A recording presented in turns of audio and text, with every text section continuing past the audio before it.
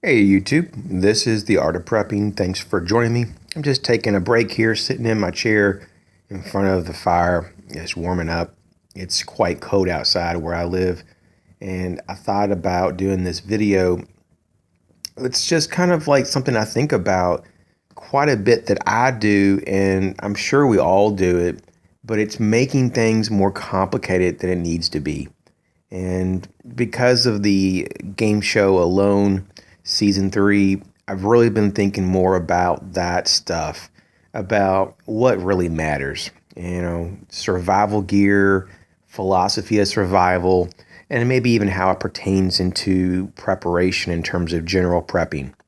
And so, how do we make sense of all this? And a lot of times it's just simple. It's can be as simple, at least, of just drawing conclusions in a much more common sense way without having to go over the top to find that supposedly magical answer.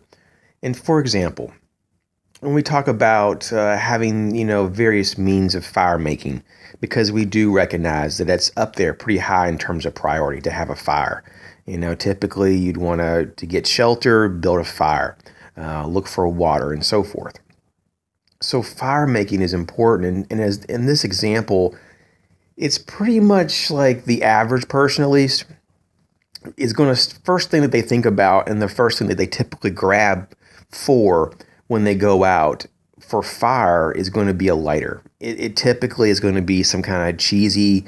It could be a Scripto lighter or some kind of no-name store lighter.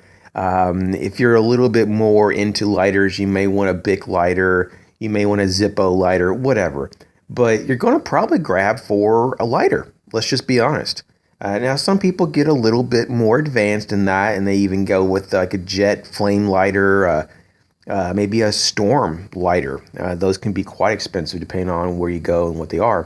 But basically, in a nutshell, you don't have to get too crazy. Even the cheap ones, even like the 50 cent to $1 lighters, I mean, you might as well go ahead and splurge for another dollar or so and get yourself a big lighter. But even if you get the cheap lighters, it's okay.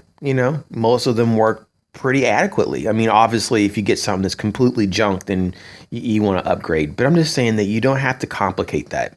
And what I see a lot of people doing is that, I'm a survivalist, I'm a prepper, I can't just have a lighter. And so they think in their mind that their primary means of making fire is going to be like a magnifying glass or flint and steel, which is completely unnecessary. You don't have to complicate this. Yeah, maybe as a backup, you might want some decent, and I mean some quality, decent storm matches, not these kitchen matches or these little freebie match packs, these little matches that come from like a restaurant they give you, or I'm not knocking people who put like wax and stuff over like kitchen matches and they use that. I mean, I've done it and I have a whole bunch of them that I've done, and I'm not knocking that, but I will say though that, dude, if you're talking about a survival kit that you're, banking your life on, like get yourself some really good hardcore storm matches. And then maybe a backup to that could be a ferro rod. And then maybe back up to that is a flint and steel, and back up to that is your magnifying glass. But don't do the reversal. Let's just be common sense here. You don't have to think of, oh man, I'm in my survival situation. I got to pull out my flint and steel and go to work. Well, that's just totally not necessary. So, let's just say that a lighter will do what you need 90+% of the time. And the backup to that is your storm matches. 95% plus of the time that's going to be working for you. And your backup to that is going to be, maybe a ferrocerium rod or some variant of that. And that'll pretty much work in almost any situation. So, there's your tiers. And the same thing can be done with tinder, for example. It's not like, you just carry a piece of paper and, and not have any plans. And so sometimes, even though that would be really simple just to carry a piece of paper and say, oh, that's my tinder, at least know that, you want to increase surface area. You'd probably want to shred that up really good and fluff it in a tinder pile or bundle and maybe introduce another form of tinder with it. And there's a lot of that kind of thing that there's some people who just really make it so crazy, though, that they think that they have to have all this special stuff when just like cotton balls rolled in like petroleum jelly, or Vaseline. That's very simple, and it really gets the job done. You don't have to spend big money on all these so-called, commercially sold or processed types of tenders, just like fire starters. You don't need a $50 or $60, half inch by 5-6 inch ferro rod.